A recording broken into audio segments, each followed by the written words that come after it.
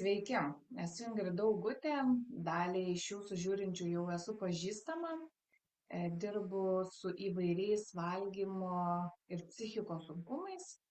Ir šiandienos įrašas iš tikrųjų buvo padiktuotas sekėjų socialiniuose tinkluose. Tai labai ačiū, kas įsitraukia, dalyvaujat ir prieš kurį laiką paklausiau, kokia tema norėtųsi gauti daugiau informacijos. Tai vienas iš jų buvo apie emocinį valgymą. Ir man atrodo, ne šiaip savo yra šita tema pasiūlyta, nes ji tikrai atsikartoja ir konsultacijose, ir grupiai, kurią vedu.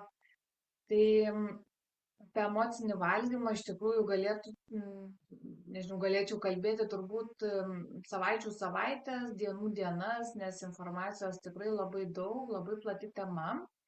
O šiandienos mano tikslas yra tokią esmę perduoti, galbūt toks lyg atsispyrimas, ieškoti giliau informacijos, jeigu jausit, kad jum atrodo priimtina, jum atrodo reikalinga tema. Ir noriu paprašyti, žinau, kad jums tai labai mažai užtruks, gal galėtumėte paspausti patiktuką ar prenumeruoti mano Tai kas su maistu YouTube kanalą. Tokiu būdu YouTube kanalas, jo algoritmai parodys daugiau žmonių mano įrašą. Tai būčiau labai dėkinga, jeigu tokiu būdu mane palaikytumėte. Ir dabar gal apie patį emocinį valgymą. Gal pirmiausia norisi pasakyti, kas nėra emocinis valgymas, nes labai dažnai, kai mes pradedam kalbėti apie emocinį valgymą, aš dedu pastangas išsiaiškinti, ar čia tikrai yra emocinis valgymas. Nes jeigu žmogus dienos metu mažai valgo, neranda laiko pavalgyti, yra kiti prioritetai. Ir tada vakare grįžęs namo pradeda valgyti maistą didesniais kiekiais ir negali susivaldyti. Gali būti ir nebūtinai ten dideli kiekiai, bet tiesiog tai nėra emocinis valgymas. Tai yra netvarkingo valgymo pasekmė. Tai yra žmogus nesusiorganizavo savo maisto, ko pasėkoje vyksta natūralus valgymas gausesnis arba persivalgymas ir mes negalim to užskaityti kaip emocinio valgymo. Lygiai taip pat, jeigu žmogus laikos kažkokios dietos, jis ten save riboja, neleidžia savo valgyti ir po kurio laiko pradeda daugiau to maisto valgyti, vėlgi tai nėra emocinis valgymas. Gali būti, kad šitą valgymą lydi tam tikros emocijos, nelydi tam tikri išgyvenimai, bet tai nėra tas tikrasis emocinis valgymas. Tai yra tiesiog ribojimo pasekmė, ko pasekoja absoliuti dauguma žmonių. Jeigu mes savo ribojam, tai po kurio laiko ateis metais, kai to valgysim maisto daugiau. Jeigu žmogus dabar galvoju dar kokių pavyzdžių būna, kur nėra emocinis valgymas. Greičiausiai pagrindiniai nepakankamas valgymas arba jeigu, pavyzdžiui, yra toks labai nesubalansuotas valgymas, kur yra, tarkim, vien tik angliavandenių arba ten yra baltymų perdėtai neprikrauta, dabar irgi tokia lyg ir mada tų baltymų daugiau valgyti. Tai bendraja prasme, nes kiekvienas valgymas mūsų tikrai neturi būti kažkoks tobulas, idealiai subalansuotas, to tikrai nereikia. Bet jeigu tokį bendrą vaizdą pasižiūrėjus yra toksai stiprus disbalansas, tai irgi gali būti gausesnis valgymas, tai nebūtinai tikrai yra emocinis valgymas. Dar einant prie emocinio valgymo, norisi pasakyti, kad mes šiaip visi valgome emociškai, karts nuo karto. Ir būna kartais atvejų, kai, pavyzdžiui, susitinkam su kliente ar klientu ir sako, va, čia vyko, valgiau, ten kažkokie įvykiai. Ir jeigu tai nevyksta dažnai, nevyksta dideliais kiekiais, aš tiesiog kviečiu ne tai, kad nekreipti dėmesio, gal visai verta pareflektuoti apie ką yra tas valgymas, kodėl aš valgiau, nors nebuvau biologiškai alkana ar alkanas. Bet man atrodo visai verta tuos netobulus valgymus irgi nurašyti netobulam gyvenimui, nes mūsų mityba neturi būti kažkokia ideali, tobula, kad mes būtume sveiki. Ir emocinis valgymas gali būti skaičiuotas į mūsų gyvenimą ir, žinot, jeigu kažkokie nevyksta dideli kiekiai, nevyksta dažnai, aš tai tiesiog siūlyčiau neeikvoti energijos ir per daug į tai nesifokusuoti. Bet jeigu tai vyksta dažnai, jeigu tai vyksta didesniais kiekiais, jeigu žmogus jaučia labai stiprius jausmus, dėl to gal ir visai verta pasigilinti, kas ten mūsų toj psichikoje vyksta. Tai dabar kas yra emocinis valgymas? Tai emocinis valgymas yra tiesiog jausmų nulemtas valgymas, tai žmogus neturi to tikro fiziologinio, biologinio alkio ir kartais žmonės tiesiog valgo arba geria maistą, čia tarp kitko gali būti ir gėrimai. Pavyzdžiui, aš turiu klientę, kuri emociškai persigeria tam tikrų skysčių. Ir paskui gali būti lygiai toks pat kaip emocinis valgymas, lygiai toks pat gali būti ir emocinis nevalgymas, kai kyla tam tikri jausmai ir žmogus nesąmoningai nusprendžia nevalgyti, nors, pavyzdžiui, gali jausti biologinį alkį, ne? Tai emocinis valgymas ir emocinis nevalgymas, aš šitam įraše vartosiu tokias kaip sinonimiškas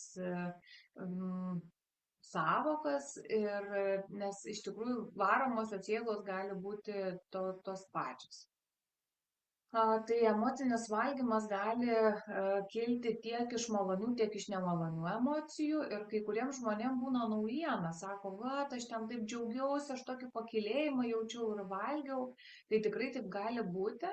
Ir man atrodo, gal tikslesnis apibūdinimas būtų, kai žmogus jaučia per stiprius jausmus arba jaučia tokius labai intensyvius jausmus. Nesvarbu, ar tai malonus ar nemalonus jausmai, bet paprastai tie jausmai būna intensyvūs ir žmogus neturi įrankių, gebėjimų, kažkokių kompetencijų tiesiog ištoleruoti išbūt tuos jausmus, o jeigu kartais reikia ir susitvarkyti. Tai dabar gal dar norisi stabtelėti irgi keletą tokių pagrindinių, čia tikrai ne visus išvardinsiu, bet tokių pačių pagrindinių, kokie yra skiriamieji bruožai. Biologinio alkio, fiziologinio nuo emocinio. Tai pirmiausia, biologinis alkis, jisai ateina palengva. Jeigu mes esam ryšy su savim, jeigu esam ryšy su savo kūnu, tai mes tikrai galim pajausti, kad o jau po truputį noriu valgyti, o jau visai noriu valgyti, jau visai būtų gerai eiti pavalgyti. Tai negalėčiau įvardinti minutėm, kiekvienam yra skirtingai, bet tarkim, jeigu žmogus išalksta, tai dar dažniausiai, kokį 20 minučių, pusvalandį kaip ir gali išbūti. Nors viskas tikrai ok yra ir valgyti po 10 minučių, valgyti iškart, kai pajuntam alkį. Bet tuo pačiu paprastai, jeigu matom tą kreivę, emocinio alkio jinai kyla staiga, o biologinio alkio ateina palengva. Tai čia yra pirmasis toks svarbus skiriamasis bruožas, kad emocinis alkis jisai ištinka, ne, taip greitai ir biologinis alkis jis ateina palengva. Dabar emocinio alkio metu labai dažnai nori specifinio maisto. Neretai tai būna kažkoks saldus maistas, riebus maistas arba sūrus riebus, saldus toks derinys irgi būna. Tuo tarpu, kai žmogus nori biologiškai valgyti, fiziologiškai jam daugiau mažiau tinka bet koks jo įprastai valgomas maistas. Ar ten mėsa, ar daržovės, ar kruopos, ar dar kažkas. Žodžiu, tai, ką įprastai žmogus valgo, jam daugiau mažiau tiks. Ir dar vienas skiriamasis toks bruožas, kad paprastai emociškai valgant, žmogus po kurio laiko vis tiek nesijaučia gerai. Nors jo lygtais buvo tas toksai noras ar ne sau padėti, noras savo, nuimti, sušvelninti jausmus kažkokius, bet paprastai tuo metu, kol valgo, kaip ir lygtais gerėja, lygtais yra maloniau, lygtais nusikreipia dėmesys, bet paskui emocijos paprastai būna dar intensyvesnės. Tai, valgymas problemų nesprendžia. Jeigu ten mes darbe turim sunkumų, jeigu santykiuose turim sunkumų ar dar kažkur, tai paprastai žmogus turi tada dvi problemas. Turi ir tą emocinio valgymo, jeigu ypač tai vyksta dažnai pasekmes ir tuo pačiu tas neišspręstas problemas, kurios kaip ir vilkinasi ir jos yra nesprendžiamas. Ir pasakiau, apie šitą dalyką, ką norėjau, kad paprastai žmogus nesijaučia geriau pavalgus emociškai, tuo tarpu, kai mes biologinį alkį atliepiam, tai žmogus jaučia pasitenkinimą. O, smagu, pavalgiau, dabar esu sotus, man yra ramu. Tai 3 dalykai yra emocinis alkis kyla staiga, biologinis ateina palengva. Biologinis alkis, kai kyla, tai mums tinka daugiau mažiau visoks maistas, tuo tarpu, kai emocinis alkis, tai norisi dažnu atveju specifinio tokio maisto. Ir kitas dalykas apie emocijas, kad trumpam lyg pagerėja, bet paskui emocijos vis tiek išlieka stiprios arba jos dar intensyvėja. O tuo tarpu biologinio alkio metu emocijos kaip ir rimsta, nes tikrai gali būti tokio ir susierzinimo, jeigu mes peralkstam mane truputėlį daugiau. Tai va čia tokie dalykai. Ir dabar gal einam prie esmės, ką daryti su emociniu alkiu. Tai gal pirmasis, kuris ne visai patinka žmonėm, bet jis toks yra tvariausias būdas, ką verta daryti, tai užsimti prevenciją. Susižiūrėti situacijas, vietą, laiką, žmones, aplinką kažkokią, kur kyla tos emocijos ir pasižiūrėti, ką verta keisti toje aplinkoje, gal gyvenime jau netgi čia galima, jeigu ten, nežinau, yra darbas, santykiai, ką man verta pakeisti, kad mano psichikai nereikėtų tiek intensyviai dirbti, nes iš principo valgymas ir yra būdas, kaip savo padėti, toks lyg gaisrininkas ateina ir gesina gaisrą, bet pasižiūrėti, tai kodėl tas gaisras įvyksta, ar ne, tai gal elektros instaliacijai kažką reikia padaryti, gal ten, nežinau, nelabai išmanau elektros darbų, bet gal kažko ten dėžutę pakeisti, ar ten laidus pakeisti senus, ne? Tai verta susižiūrėti į prevenciją ir lygiai taip pat apie malonius jausmus, kiek mes kasdienybėj skiriam prisigeneruoti, prisikaupti malonių emocijų, kas paskui, kai kyla nemalonios emocijos, gali būti atsvara. Tai ten, nežinau, savanorystė, koncertai, mielos veiklos, mieli santykiai, įskaitant su savim santykius. Žodžiu, viskas, kas prevencija ir kas mums generuoja malonius jausmus, malonius išgyvenimus, visa tai visiškai tiesiogiai gerąja prasme veikia ir emocinį valgymą. Nes paprastai, jeigu žmogus, aš tokią mėgstu savo frazę, kuo daugiau, pasakiau savo frazę, kurios dabar kažkaip ir nebeprisimenu. Kuo mažiau laimės patiriam gyvenime, tuo daugiau laimės ieško maiste ir kuo atvirkščiai, kuo daugiau patiriam malonių dalykų, džiaugsmingų akimirkų, tuo mažiau mes tos laimės ieškosim maiste, pirkiniuose ar dar kituose dalykuose. Tai žodžiu, prevencija yra, sakyčiau, tas pirminis būdas sau padėti ir aš galiu suprasti tą tokią žmogišką pusę, kai žmonės ateina ir sako, gaisras vyksta, žodžiu, ką daryti, ten vyksta persivalgė, emocinis valgymas ir taip toliau.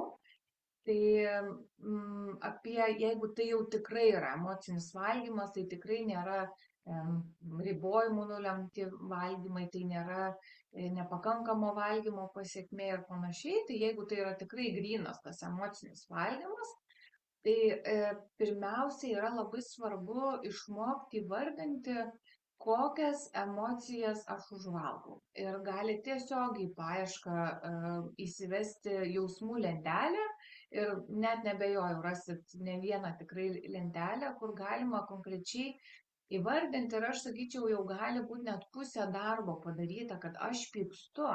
Aš dabar pykstu, dėl to valgau.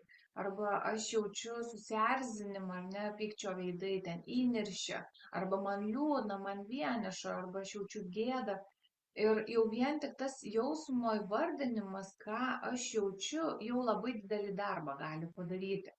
Ir mes galim savęs paklausti, ar ne, na tarkim, jeigu mes pykstam ant kažko, ne, kažkas vyksta ne taip, kaip norim. Ir galim savęs paklausti, na gerai, dabar aš pykstu ant savo vaikų, kad jie eilinį kartą nesusirinko savo popierėlio, numetė ant žemės. Čia realios istorijos mano kasdienybės su vaikais. Ir aš pykstu, tai kaip man šitas šokoladas ar ten, nežinau, sausainiai gali padėti, na, susitvarkyti su tuo pykčiu. Nes popierėliai suvalgius šokoladą tai nenusineš. Ir 100 kartų savo vaikam kartoti, kur pas mus yra šiukšlės, ne, kad ne ant žemės dedam, o į šiukšlių dėžę. Ir įsivardinimas jausmo labai yra svarbi dalis ir vedantis prie kito žingsnio, kad bet koks jausmas yra informacija, kaip mano vidus jaučiasi išoriai. Tai reiškia, kaip mano vidus suprato tai, kas įvyko išoriai. Ir visai, žinau, kad čia gali atrodyti keistai, ypač jeigu mes turim tą tokią stipresnę loginę dalį ir įsivaizduoti, kad va, aš čia dabar su kažkuo šnekėsiu, žodžiu, su savo psichika. Bet tikrai verta savęs paklausti, ką man šitas nerimas, liūdesys, pyktis nori pasakyti. Apie ką yra šita emocija, kodėl jinai kilo, kokią žinutę man nori perduoti. Nerimas ypač yra dažnai užvalgoma emocija, nuobodulys yra labai dažnai užvalgoma. Ir priklausomai, aišku, nuo pačios emocijos ar emocijų, kas ten kyla, tai tada jau renkame strategiją, kaip su tuo išbūti. Bet vis tiek yra labai svarbu leisti tam jausmui būti. Nes yra tikrai nemaža dalis žmonių, kurie nori nejausti nerimo, kurie nori nejausti liūdesio. Bet šiaip čia yra visos emocijos yra geros, visos jos turi paskirtį, visos jos turi kažkokią informaciją, žinutę, tik labai priklauso, ar mes tą žinutę bandysim išskaityti, ar mes kažkaip automatiškai bandysim kabutėse nejausti, ko pasiekoje dar didesnių bumerangų paskui tie jausmai grįžta. Tai žodžiu, antras žingsnis labai svarbus - išbūti, leisti būti emocijai ir idealiu atveju bandyti išskaityti, apie ką yra šita informacija ir ką man, na, kaip galėčiau tai kreipdėmėsi. Ir tik tada, jeigu tos emocijos yra labai intensyvios, labai stiprios, galima kažko imtis, kažkokių veiksmų, tuo prieisiu. Ir daugumai emocijų, kurios nėra tokios stipriai intensyvios, yra verta leisti tiesiog išbūti. Kaip nerimas užėjo, taip jis gali praeiti. Kaip liūdesys užėjo, taip jisai praeis. Kaip kokia banga, jinai ateina ir praeina, ne? Arba lietus užeina ir praeina. Ir yra nemažai žmonių, kurie turi, na, gana tokį klaidingą įsitikinimą apie jausmus, kad jau neturėčiau taip jaustis, jau čia nerimas neturėtų man kelti, jau tai kodėl aš čia nerimauju, taigi nieko čia nevyksta, ne? Bet jeigu emocija kilo, vadinasi kažkas yra ir jeigu mes leisim savo taip geranoriškai įsisąmonintai išbūt tą emociją, jinai tikrai praeis. Net ir be valgymo jinai tikrai praeis. Net ir be kažkokių pirkinių prisipirkimo tikrai tos emocijos praeina. Na, nebent yra tam tikros būklės, pavyzdžiui, generalizuoto ten nerimo sutrikimas, depresija, dar kažkas, tai mes jau kalbam apie psichikos nesunkumus tokius stipresnius, bet šiaip absoliuti dauguma kasdienybėj jausmų praeina. Ir jeigu tos emocijos yra labai labai stiprios, tai gal verta savo padėti išbūti. Ir čia tikrai nėra universalaus vieno kažkokio recepto. Vienam gali padėti knygos paskaitimas, kitam mezgimas, kitam siuvinėjimas, kitam sportas, kitam pasikalbėjimas su kažkuo serialas. Nežinau, aš sakiau pasivaikščiojimo, žodžiu, kiekvienam žmogui, dar moterim labai nelietuviškas žodis, bet sueina toksai tvarkymas, žodžiu, ar ten vonį išveisti, ar dar kažką. Tai irgi yra būdas, gali būti būdas tvarkyti su jausmais. Ir labai, man atrodo, svarbu turėti tokį krepšelį, tarsi meniu, ne, kaip aš galiu tvarkyti su jausmais. Valgymas irgi gali būti vienas iš. Ir jeigu mes, kaip minėjau, karts nuo karto valgom, tai tikrai nedarykim iš to tragedijos ir gyvenam netobulą gyvenimą ir leiskim savo būti netobulai žmonėm. Iš kitos pusės, jeigu tas valgymas yra toks bene vienintelis būdas tvarkyti su jausmais, tai ilgainiui tai tikrai duos ir neigiamų dalykų, ar ne? Tai, žodžiu, tai, kas mums tinka ir daliai žmonių yra priimtina iš anksto jau susirašyti sąrašą, ką aš darysiu, kokias veiklas, arba ką galiu, žodžiu, iš sąrašo pasirinkti, ar ne? Ir šitas dalykas netinka, kad jau kilo emocija ir aš jau tada tvarkausi. Ne, iš anksto susirašom sąrašą, ką mes galim daryti ir kaip savo padėti, ar ne, kilus emocijom. Aš, pavyzdžiui, taip su paauglėm, aš su paaugliais dirbu, kuomet kyla stipresnės emocijos, ar ten pykčio kažkokios reakcijos, tai mes jau iš anksto būnam pasiruošę, ką mes darysim, kad kai jau pajuntam pirmuosius, ne, pykčio impulsus, tai lygiai taip pat ir su emociniu valgymu. Ir man atrodo, iš tokių pagrindinių technikų, tokių bazinių, pasakiau tokią esmę, tai yra pirmas tvarkyti su jausmais, atpažinu jausmą, leidžiu būti tam jausmui ir tiesiog jį išbūnu. O jeigu reikia, tai imuosi kažkokių priemonių, kas padėtų tą jausmą sušvelninti. Tada kitas svarbus momentas, kad kviečiu prisiminti banga. Jinai kaip užeina, tai praeina, lygiai taip pat emocijos, taip užeina, tai praeina. Ir dar ką prieš tai sakiau, tai prevencija. Ne, mums labai norisi kažkokių greitų receptų kartais, norisi, kad labai greitai kažkokį sprendimą duotų ar specialistas, ar, na, nežinau, užskaityti kažkur. Deja, bet tvariausi dalykai yra tie tokie po kruopelytę dedami kiekvieną dieną ir aš kviečiu, jeigu jaučiat, kad gyvenime yra daug emocinio valgymo arba kažkokios, na, nežinau, disfunkcijos su maistu ar tą patį padidėjusi nerimą, tai aš kviečiu pagalvoti apie būdus, kaip galima savo prisikurti tų malonių emocijų.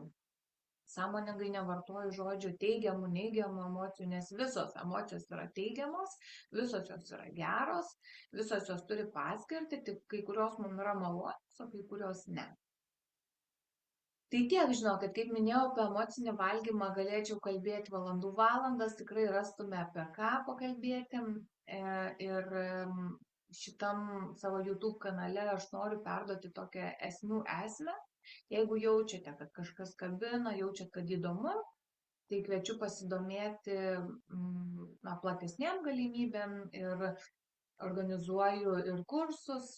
Nežinau, kokiu momentu jūs žiūrėsit šitą įrašą, tai galit mano svetainėje taika su maistu LT pasižiūrėti, ar gal kartais artimiausiu metu bus kokia grupė renkama ir kviečiu prisijungti, kur visokias temas mes nagrinėjom išsamei, plačiai, su praktiniais darbais, darbeliais, tai kam aktualu kviečiu pasidomėti.